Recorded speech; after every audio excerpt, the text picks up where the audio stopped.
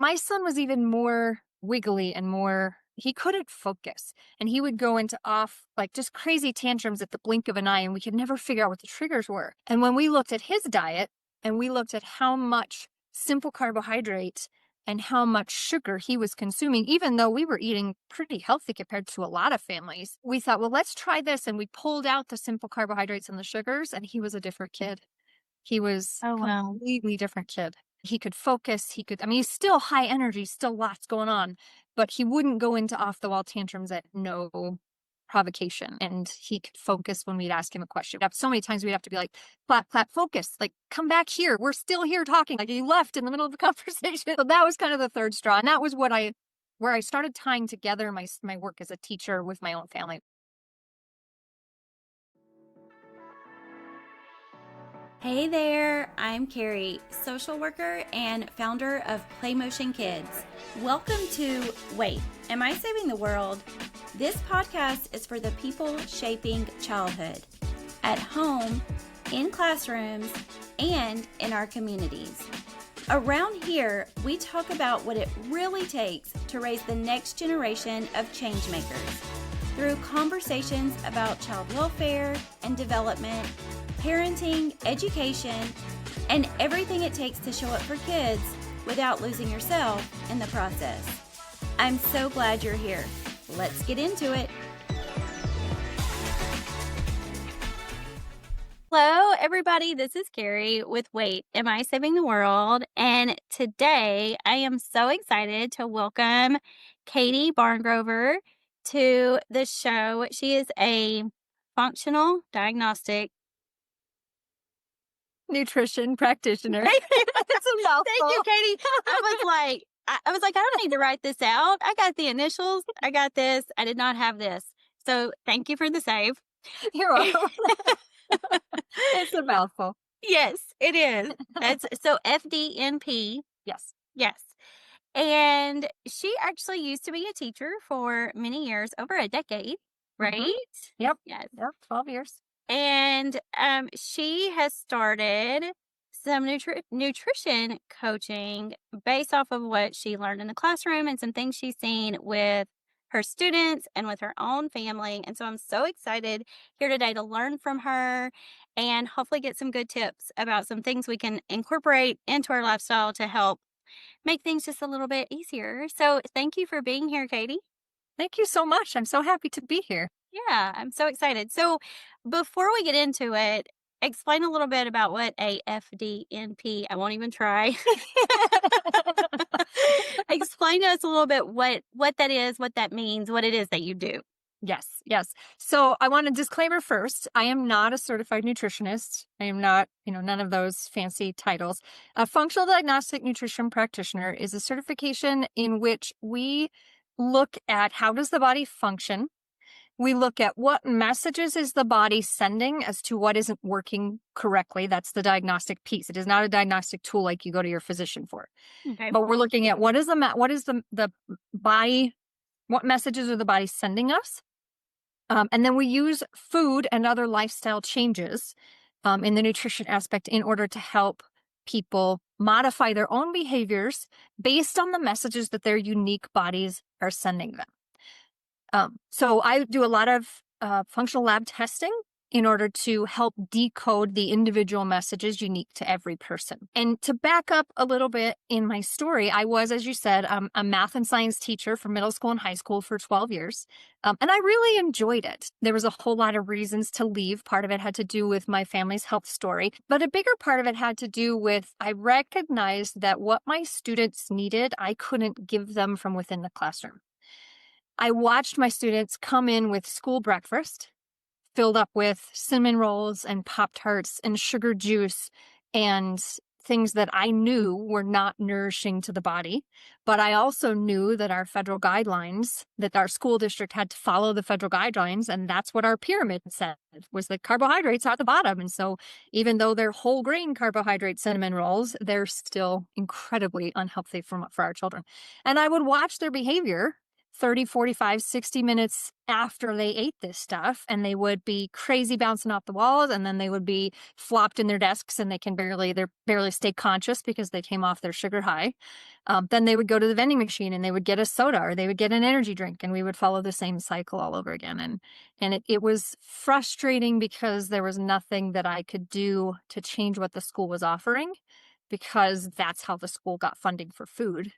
But I also knew that I needed to speak up and I needed to help our children learn to eat better. And that's part of what led me to FDN. Oh, wow. That's amazing. So you mentioned a little bit about what you were seeing in the classroom, but you also said that your family had their own health journey. So what did that look like? So that started with me about 9 years ago. My husband and I got married. We got pregnant right away. We had a healthy baby boy. Everything was great. 2 years later, we were trying to expand our family, and we ended up having 3 miscarriages in a row. I'm sorry. And it's been a journey. It's been a wonderful journey, and it's helped a lot of women because I went through that. It helped me a lot because I went through it. So I don't regret it at this point, but it was certainly very hard at the time. And what I discovered about the messages my body was sending me was that I had a serious food sensitivity to dairy. I was off the charts, high inflamed whenever I consumed dairy, but I consumed a lot of cheese. I was never a big fan of ice cream or milk, but I loved cheese. And Who doesn't? exactly, so good. Yes. Everybody loves cheese. Yes. But what that meant was that I was too inflamed to provide proper nutrition to the baby. And so in the process of trying to uncover why I had a healthy baby boy and now I couldn't carry another pregnancy, I uncovered this part of my health story. And after I gave up dairy, I felt amazing. I had headaches in the back of my spine for my back of my head for my entire life. And when I gave up dairy, those went away. And I had no idea they were related to dairy. I always just thought they were tension headaches. And they weren't at all. They were food sensitivity. And so through that process beginning, I learned how much food impacts all of our bodies. And then, so we had a healthy baby girl after that. She's now almost 7. But then shortly after that, my husband had troubles with his digestive system, and, a year's worth of testing and take this medication and go get this scope and do this, take your Tums and all the things, and nothing helped. And finally, he ended up with a scope that confirmed celiac disease. And we were in the process of starting just to eliminate foods for him because we didn't know what else to do. The doctors didn't have an answer. And once we eliminated gluten for him, the world changed. He lost 20 pounds or more. I don't even know. It was amazing. He felt so much better. And for me as the mom, I was able to watch him play with our children. He couldn't before because it hurt every time they would pounce on him and wrestle with him and play with him. And so as soon as that went away, that relationship changed, which was wonderful. So then, Isn't that amazing? oh, Oh it's my so goodness. amazing. Yeah. Yeah, and you're talking about something like nutrition, but Mhm. it turns into, now I can play with my kids. Yes, Yeah. exactly. It was tied. And that's, part of our story is, we all know we should eat healthy. We have a vague idea of what that should look like.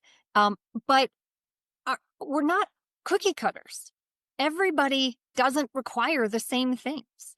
And that's what part of my story was teaching me, was that what I can consume, my husband can't, and what he can eat, I can't. And what makes us both feel good doesn't help our kids.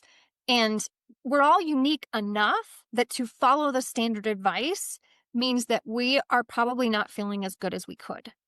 And then in some cases, we're dealing with physical symptoms that we don't have to if we would just listen to our own body signals instead of listening to the standard advice, Right. if that makes sense. Yes. No, 100%, 100%. And so this is actually about medication, but I was talking to somebody the other day that they were trying to help their child with an ADHD medication, and they had cycled through some and were not seeing any progress at all. And their doctor sent them for a test. I think it was called GeneSight, but it looks specifically at what medications work with their body and work against their body.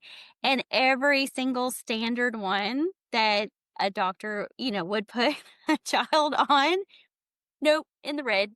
not Yeah, shouldn't don't take have that this one. one. And so they went to this off-label, random medication that's barely used, and it has opened up an entire new world for this family. Everybody is getting along. The child's able to focus in school. He's not in trouble all the time, you know, and that's exactly the same thing with food, right? If we're following the standard guidelines, that might not work specifically for us. Exactly. Yes. Exactly. And that's what happened with my son. That was the third piece of the story that kind of pushed us into we need a different path was we he was having off the wall tantrums. I was always an active kid. Like my teachers when I was young would let me wander around my desk as long as I didn't poke anybody else, I could move. As a teacher, I was always okay with that with my students in the class. I'm like, just go to the back and move. I don't want to tie you in the desk for an hour. Right. And it was amazing how many didn't, even though they really needed to. But my son was even more wiggly and more he couldn't focus. And he would go into off like just crazy tantrums at the blink of an eye, and we could never figure out what the triggers were. And when we looked at his diet and we looked at how much simple carbohydrates and how much sugar he was consuming, even though we were eating pretty healthy compared to a lot of families, we thought, well, let's try this. And we pulled out the simple carbohydrates and the sugars, and he was a different kid. He was Oh, a wow. completely different kid. Um, that he could focus, he's still high energy, still lots going on, but he wouldn't go into off the wall tantrums at no provocation. And he could focus when we'd ask him a question. We'd have so many times we'd have to be like, clap, clap, focus, like, come back here. We're still here talking. Like you left in the middle of the conversation. And so that was kind of the third straw. And that was where I started tying together my work as a teacher with my own family. It was like this, my big kids in my classroom don't have tantrums the same way my son does, but I'm watching their behavior mirror what is happening with him because of the way that they were eating. Right. And so I decided I needed to have a way to help people identify what their foods were that were lighting them up in different ways. We all have different symptoms of food troubles in our body when foods we shouldn't eat or foods we should eat that we're not getting enough of. We don't always hear those messages well in our body, and that's what I do now as an FDN. So, talking about messages that your body is sending, tell us a little bit about what we should be looking for. What messages? What does that look like? Yeah. So one of the weird things about food sensitivities, and a lot of people say, well, I've done food sensitivity testing and it wasn't helpful. And I'm going to try to make this not down a really big rabbit hole because I'm really good at that. But there are several types of food sensitivity testings. One is where you go in and you get your back scratched or your arm scratched and they, see what puffs up on your skin. That is a true allergy test. They're looking for an immediate response, immediate inflammation to this. And we can almost always, when we have an actual food allergy, that shows up within, seconds to 60 minutes. And we almost always know in our gut which food it was that lit us up. So those are not what I'm talking about.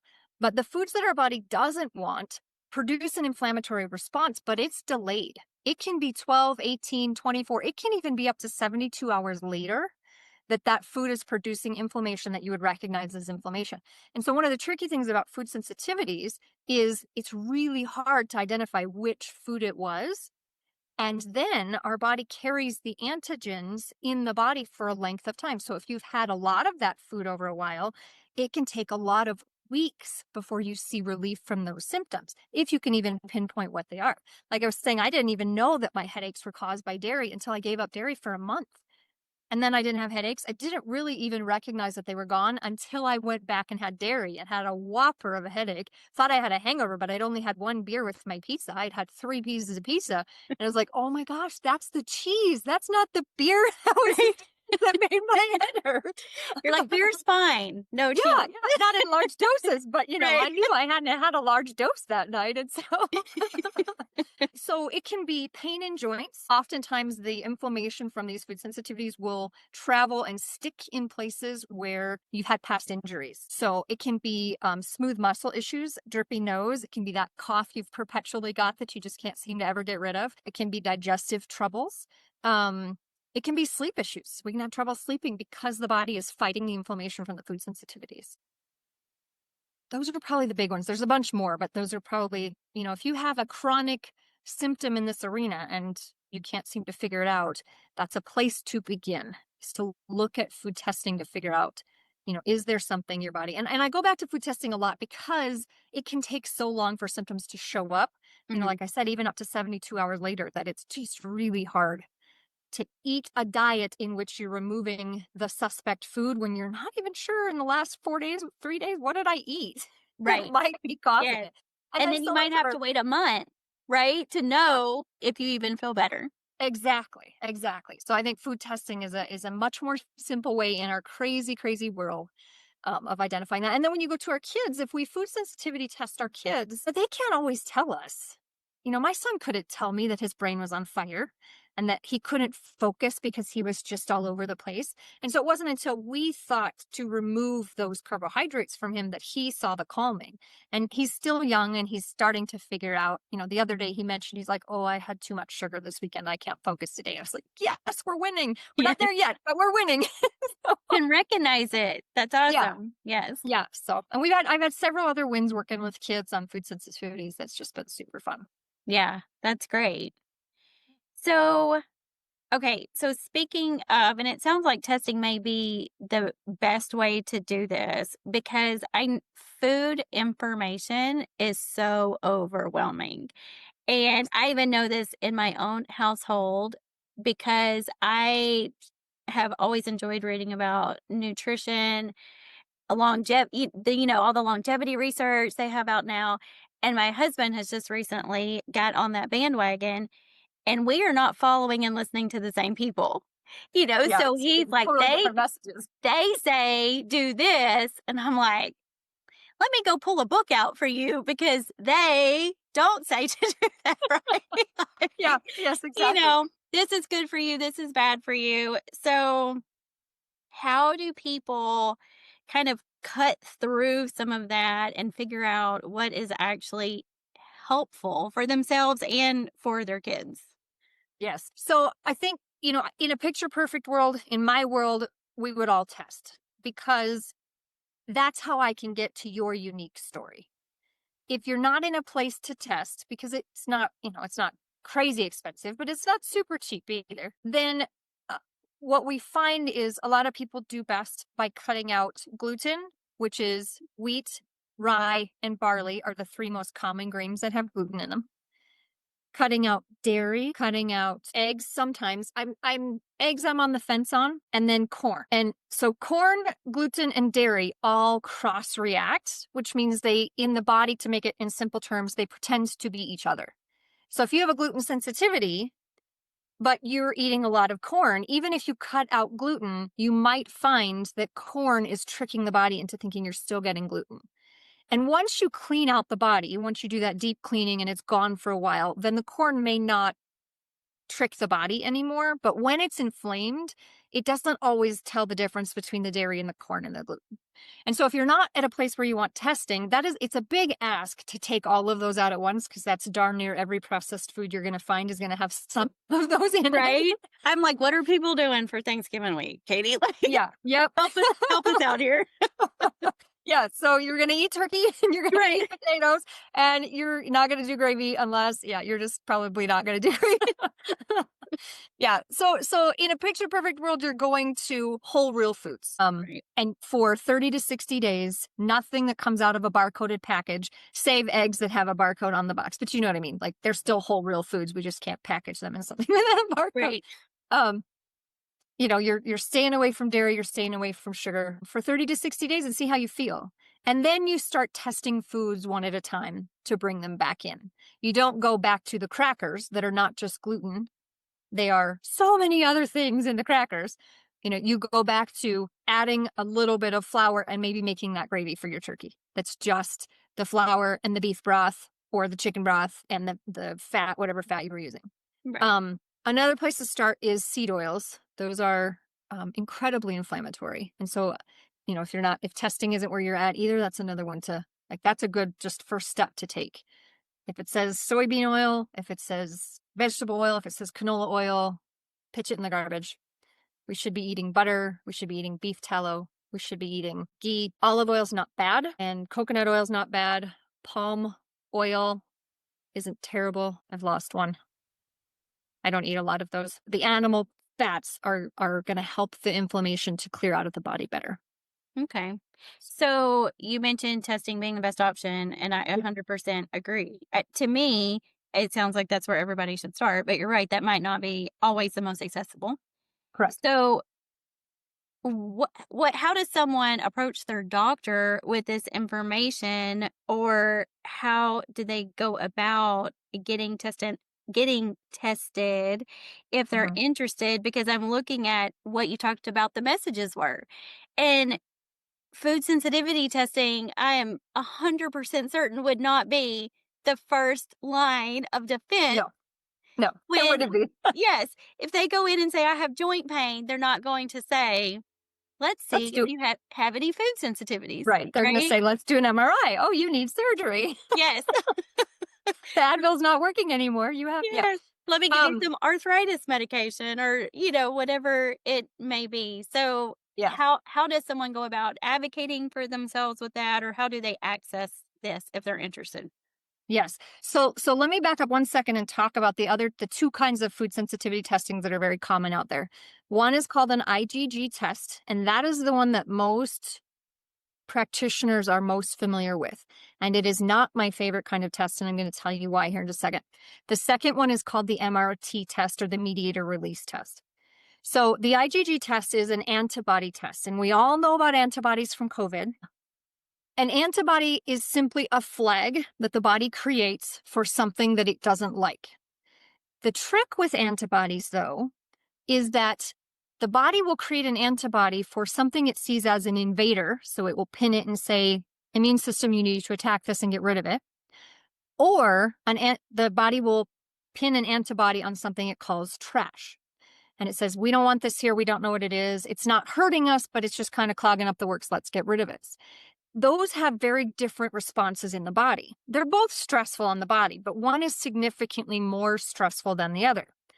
So on an IgG test, it doesn't differentiate between trash and between an immune response, which means that we take everything out that's on the IgG test and we're living a very restricted diet, and we probably feel a fair bit better because half of those things probably were producing an immune response.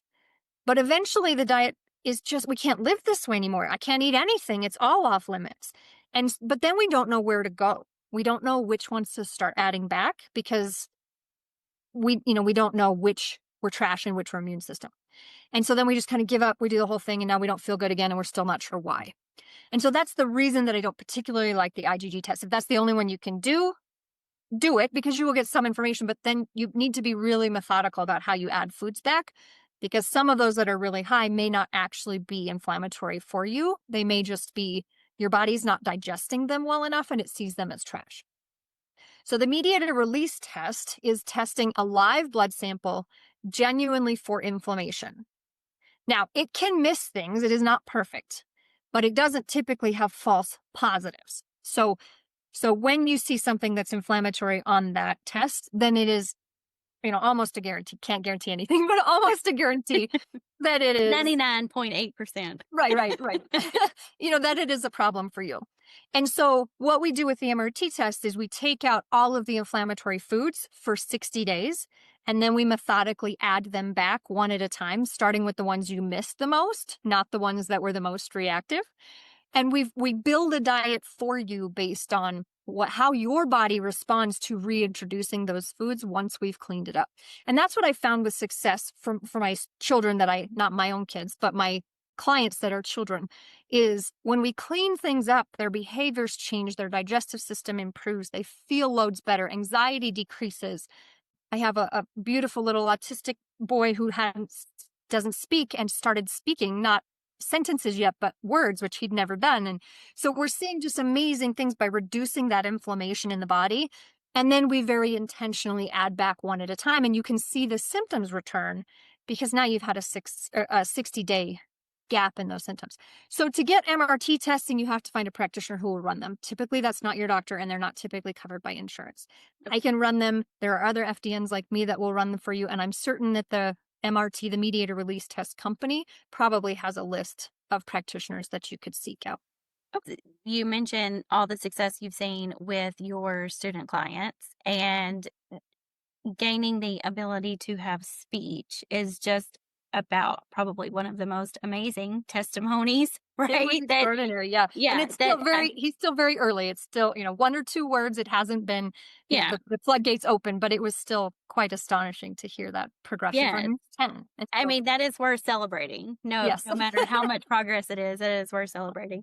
Yes. So, what is one thing that you wish every teacher knew that's in the classroom with kids, and maybe they're not seeing the ties that you are? They don't have the personal experience that you do or the knowledge and expertise that you do. They're just seeing the behavior. Mhm. So, what is one thing that you wish that they knew? What is their takeaway from this? I I wish that as teachers, we were taught how much poor nutrition for our students can impact their ability to focus on their energy, their behavior. And I think at some level, most of us know that, but I think the grace that we can give to our students expands when we look at the snacks they bring into our classroom and we know that that is not meeting their nutritional needs. And we know this student and their home life might not also be having their nutritional needs met at home. And we know that our cafeteria is also not having their nutritional needs met at home. It just gives us more grace to have more patience with those students.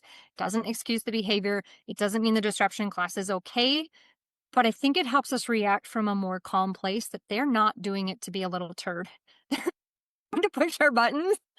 They just can't help themselves because what their bodies need and what their bodies don't need, they're not getting that right balance. And that's the other piece we haven't talked about is we can test for food sensitivities, things you shouldn't eat, but I think it's also equally important to test for the things you do need. Every human body doesn't need the same ratio of foods, meaning the food pyramid was, which we know is baloney, and Yes. they're redoing it as we speak. But nonetheless, that's what we have to go off of right now. Right. Um, We're not saving that much of the world, Katie. right, right. But some people need more carbohydrates than they need protein and fat. Some people need more protein and fat than they need carbohydrate. And it's equally important to find out as you're trying to get rid of foods you shouldn't be eating, what does your plate need to look like for you to feel your best? Are you getting the right balance of fuels? I tell my clients a lot that everybody has a fire within them. Call it your metabolism if you want. Okay. And every fire needs a different or a ratio of fuel. Okay. If I have a campfire inside of my body and I put paper on it, it's going to poof, burn up, be gone, and I'm going to be exhausted. I have to give it log type fuels that burn more slowly so that my energy will last through the day longer. But if I have a candle type fire in my body and I put a log on it, I'm going to squish it out. And that log is going to sit there and nothing's going to happen to it and it's not going to digest and I'm going to feel gross.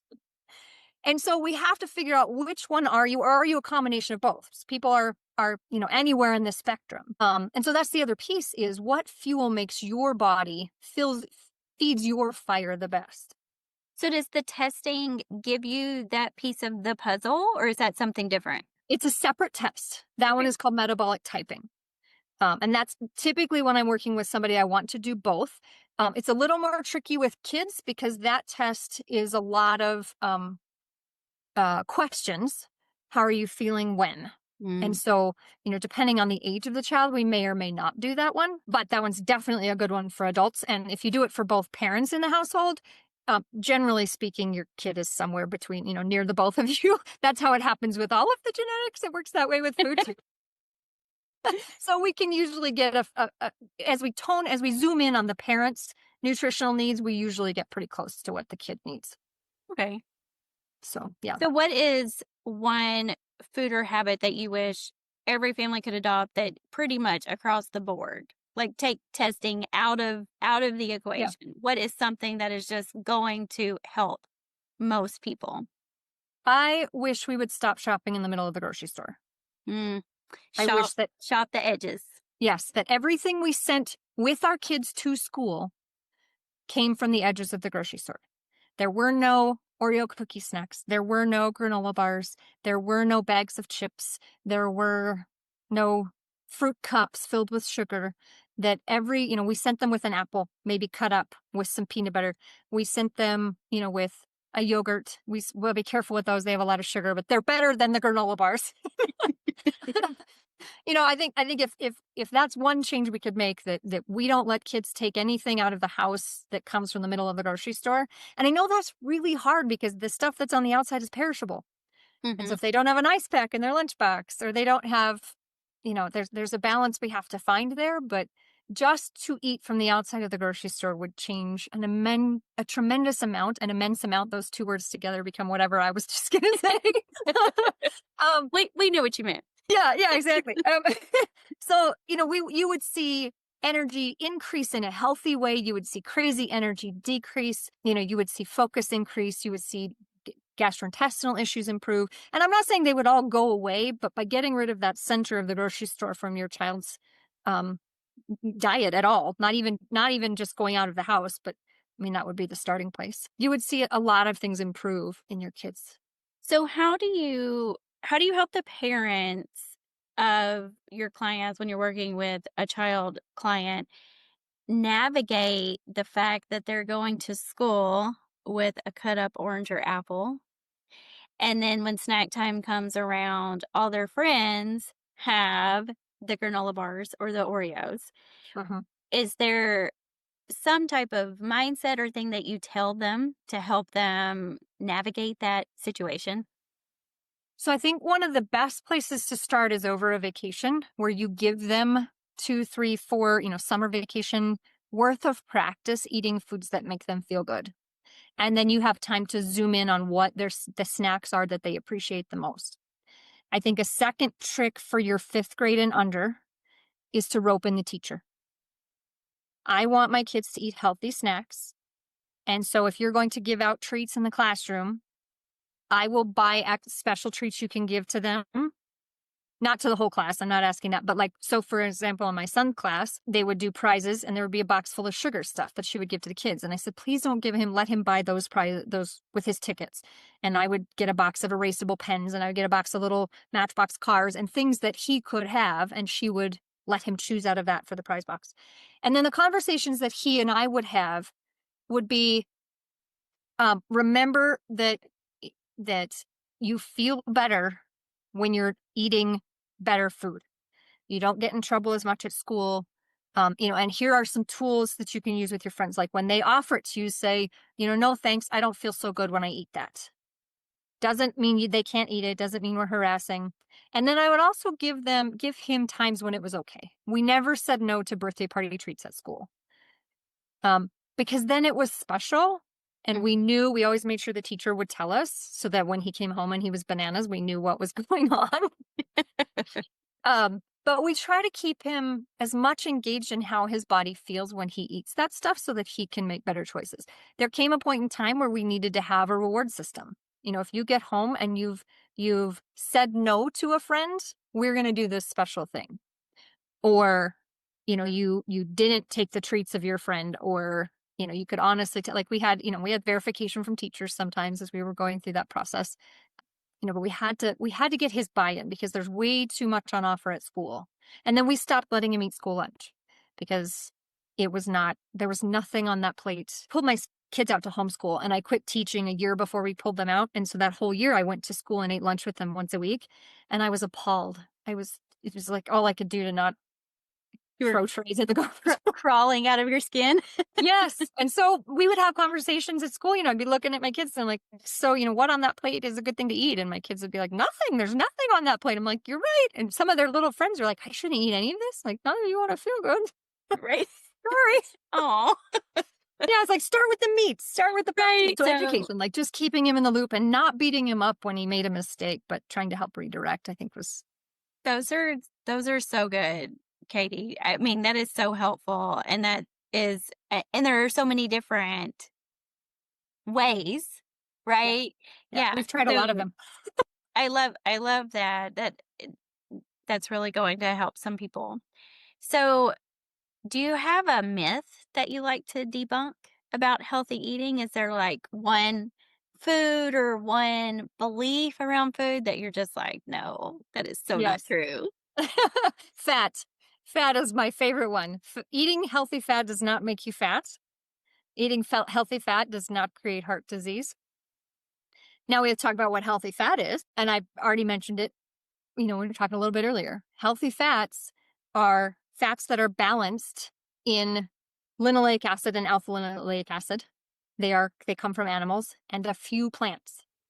So butter, lard, beef tallow, olive oil sometimes. So the tricky part with olive oil is that it is often adulterated. And so if it's adulterated, it's no good. If it's not in a glass bottle, if it's not dark, and if it's not extra virgin olive oil, the chances are it's not actually olive oil. So that's one of the reasons I'm really sketchy about olive oil, is because it's really hard to get good quality olive oil. So glass bottle, dark, Mhm. extra virgin. Yes, you're Got it. more likely to be in a good space. You're not guaranteed, but you're heading on the direction of probably. Right. Yeah. We got a head start on the race anyway. Yes, exactly. Yeah. Coconut oil, if it's organic and not hot. I mean, you just want a good quality coconut oil. Palm and avocado, they're like my least favorite of the healthy oils, but they're way better than your vegetable oil, soybean oil, canola oil. Those are awful. Anytime you're getting fried food at a restaurant, 99 times out of 100, it's the oils you don't want to eat. And so don't eat those. And so one of the reasons that this bothers me so much is that all of our hormones are made from fat. So when we don't let our kids eat healthy fats, or we let them eat poor fats, which is in all processed foods, their hormones can't form the right shapes. Healthy fats should be solid at room temperature, and they form cells in a good, healthy, round shape. Our unhealthy fats make our cells do all these crinkle up things, and they can't operate the way they're supposed to. They make our hormones do that, and our hormones don't operate the way they're supposed to. And so fats are not bad for us. The wrong fats are bad for us. Oh my goodness. Well, could and keep listening going, but to I you also talk, I'm just like, forget the kids for a minute. Every Yeah. woman over 45 needs to hear this, right? Yes, absolutely. Yes. Yeah. We're always afraid to eat fat, and we put, Yes. I can't have, I don't want cheese on Right. my burger. I don't want to eat a burger. I don't want, give me the 90% lean. Don't eat the 90% lean. Eat fatter burger. It's better for you. Oh my goodness. Yes. And there's not a group that has more hormonal problems than, Mhm. you know? Yeah. Well, and so another thing about fat is that it's satiating. When you have enough fat on board, you're not still hungry. So when you eat Doritos, for example, I mean, how many of us could just sit down and eat a whole bag of Doritos? That's because there's no nutritional value in there. The fat isn't satiating. Your body's looking at this fat going, I don't even know what to do with this. Stick it here, stick it there, but give me more food because this isn't filling my nutritional gaps. When you eat, let's say fried eggs with fried in butter, okay, there is a limit to how many of those you want, because you reach a level of full. Your body says, "Ooh, I have all the nutrients I need right now. Now I need to process and move things around and build things I'm supposed to be doing." And so that's one of the really powerful things about healthy fats, is they actually help us turn on our satiation hormones. Oh my goodness. I'm taking notes, okay? I can't write fast enough, so I will definitely be going back through. Oh my goodness. Okay. So when it comes to kids specifically, what is your biggest overall concern? We are not teaching our children to eat in a way that is going to give them longevity and health for a lifetime. And that's not our fault as parents. For the last 30 years, we've been taught lies. We've been taught that fat is bad for us. We've been taught that carbohydrates are good for us.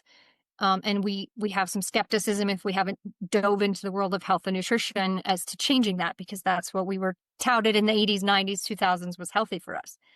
We've been taught all of the superfoods are magical. Go get your kale, go get your goji berries, go get your, whatever. And they're not. They're not magical foods for everyone. We need to find what makes us feel the best. And when I say that, I'm saying in the moment is important for how you feel. But 60 to 90 minutes later is equally as important. I can eat a bag of Doritos and feel beautiful right now. Man, that just tastes so good and it feels good. And 15 minutes later, I want to barf. Right. I don't feel good. So it has to be both. When you have both happening, you've found a food that your body likes. And we have to be teaching our children to pay attention to how they feel when they eat it and after they eat it, so that they can identify the foods that help build them into strong, productive, attentive, healthy people. One of the pieces of my mission is to help people become healthy, because healthy people are happy people, and happy people don't make a mess of the world the way we have right now. And I want to help bring peace to the world by helping people find peace in their own bodies. Oh my goodness, that's amazing. I love that. So, is there anything that gives you hope right now about what the future for kids and nutrition looks like? I think we're turning a corner. I think the MAHA movement has been huge for our country. Whether or not we like the exact path that it's on, I think it has opened eyes in our culture to how poor off we are in terms of health. And I don't think the government can or should fix everything. I think a huge part of that falls on us. But I think people's eyes weren't opened, and now we are starting to open them. And so I think we need to keep seeking out information. We need to keep finding the things that make us feel the best, like I said, now and later. And then work where we're passionate. There's always places that some people are super passionate about pesticides, and some people are super passionate about growing, regenerative farming, and all of those pieces. And I think, we don't need to do them all. No, everybody doesn't need to do all of them. We need to take the pieces that resonate the most with us and incorporate those into our lives, because any one of those pieces is going to make us more healthy. I love that so much. So, if anybody wants to go deeper or get support, tell them a little bit about where they can find you and about anything that you have coming up. Perfect.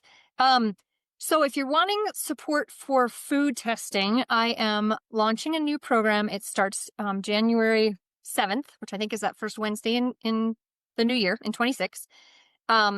We will still take applicants to the class for the next 2 weeks after that. And then I'll start another cohort. However you say that. Cohort. I got you. I got the R in the wrong spot there. In March, I'll be starting a second one in March. And what we're going to do in that class, it's a group class, will run for 10 weeks. We're going to do both types of food testing I was talking about, the MRT testing, which is what your body doesn't want, and then the metabolic typing testing, which is what your body does want. And then we'll do 10 weeks of support in order to help you make those changes, because you can be looking at the paper and going, great, I need to cut these out. And the next week you're like, okay, but it's in everything. So what do I substitute for? Fill in the blank. And that's where the group coaching is coming into play, is helping you navigate those changes as you run into those roadblocks. Now, one thing we can do in this one is for just the cost of testing, we can test your family, and then you can go through it, mom or dad, in the group program on your own, and then use that to help your family modify as well. So that's an option. To go sign up for the class, you're going to go to angelwinghealth.com. That's the name of my business, Angel Wing. Angels like to absorb you and protect you, and that's what I'm hoping to do for you. So angelwinghealth.com/still tired, because fatigue is another symptom of foods that we shouldn't be eating, or foods we should and aren't. So angelwinghealth.com. That's why everybody's asleep at 2:00 after lunch. Yep. That's a huge part of it. Yep. Yep. So angelwinghealth.com/still tired. And if you don't want to wait until the group program, or the group program doesn't sound right for you, you can go to angelwinghealth.com/discovery call and book a 30-minute free meeting with me. And we can talk about what your goals are and what programs that I offer that might fit what you're looking for. Sometimes it's not just food. Sometimes it's hormones. Sometimes it's digestive troubles. We've got lots of ways that we can help. And so I'd rather have a one-on-one conversation and figure out what your goals are. I'm also on Instagram. I think it's at angel.wing.health. Might not have the dots. I can't remember. It'll be in the show notes. Okay, perfect. Yes. And then I'm on Facebook, sort of. I really don't like Facebook, so that would not be the first place I would go. But if that's the only place you are, you could probably find some information there. And then I post all of my nutrition talks on my YouTube channel, which I believe is also at angel.wing.health on YouTube. Awesome. So I'm curious about the testing. So the group cohort, it's virtual? Yes. Yep. It'll be all Zoom. So how do you send people for testing? So that's the beautiful part. We're going to get into the details. Oh, it's fantastic. Yeah. The beautiful part about the testing that I do is that almost all of it you do at home. Now, the food testing, you will go to a lab, but the kit that will be sent to you I have one on my desk, but it's buried, so I'm not going to go grab it. But it's just a little box. It comes with all the tubes and all the requisition form and all the stuff. And then it has with it a phone number or a website you can go to that will find a lab near you that will draw the blood. I live in rural Wyoming. There is nobody near me, but my public health does it perfectly fine. So there's always somebody nearby that can draw. You just pay them a draw fee, anywhere from $20 to $80, depending on where you go. And then they just draw the blood. You stick it in FedEx before the overnight shipping deadline, and off it goes. So we can do that from anywhere in the United States. New York is weird, but I'm pretty sure New York is still okay in that one. New York is weird, Katie. Yeah, they are weird. Yeah. Don't kill me, New York. I'm just kidding. No, we love them, but they got some weird laws as far as the testing goes. So, and then globally, I can do testing globally, but it has to be IgG testing outside the United States. The MRT is only a U.S. product. So. I might be able to do Canada for MRT. That one I can't quite remember, but for sure outside of Canada and US, I have to do IgG testing. So anyway, so you just do that on your own where you're at, and then we get the results back. And I won't talk one-on-one with you about your results because even though they're all unique, the principles are the same. And so that's what we'll be discussing. It's really more support about how to implement the changes. Correct. Exactly. Yeah. The changes are pretty straightforward. Get rid of your red ones, get rid of your yellow ones, and off we go. Yeah. Keep anything that's not orange or red. Exactly. Yep. The problem is that it sounds a lot easier than it is. Yes. And that's why I have group coaching after. That's why we have 10 weeks, because it is hard to change our diet. It's like, well, this is what I eat every week. And 3/4 of what this is on my list of things I shouldn't eat. So now what? Right. And those are the conversations we want to have in the group. Is what recipes have we found? What strategies have we used? What other, substitutions can we find? Like those are what the group coaching is for, is to help navigate those transitions as you clean up your food to better support your body. That's amazing. Well, thank you, Katie. Good luck on the group program that starts in January. I appreciate you joining me today. It's been my pleasure and my honor. Talk to you later. Okay, sounds great.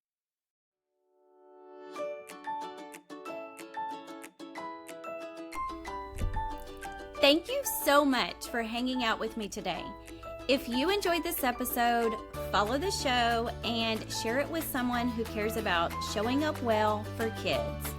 And if you feel called to create real impact in your own community through movement, mindfulness, and whole child learning, you can find out more about becoming a certified PlayMotion Kids instructor at playmotionkids.com.